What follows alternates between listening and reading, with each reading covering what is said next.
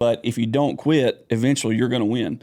All right. So let's talk about resilience and grit. But let's talk about resilience and grit, because that's something else. Because when I'm thinking about that, I'm thinking, well, yeah, there's patience, but there's also a lot of friction along the way. There's a lot of disappointment along the way. And are you going to keep going and not give up? So Yeah. talk about what you think. When you think about resilience and grit, what do you think about? Well, I mean, first thing is, since I started out wholesaling, I mean, I think the statistics is something like 90% of wholesalers, maybe more, quit within the first year. It's a very simple concept, but it's very hard to do. Like, you can get in with very little money, but most people, they do it for 2 or 3 months, and they're marketing and all this stuff, and like they're not getting a deal. They just quit and say it doesn't work. To me, that grit and resilience, especially in wholesaling, trying to get that first deal, the first few deals, 90% of people quit because they don't have that grit, that determination to stick in there.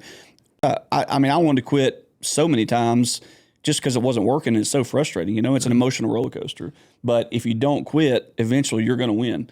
The way I like to phrase this, I heard somebody say this, it's the courage not to quit. Yeah. It's like having the courage not to quit. Because if you're getting into real estate, just understand you're going to get like kicked in the teeth.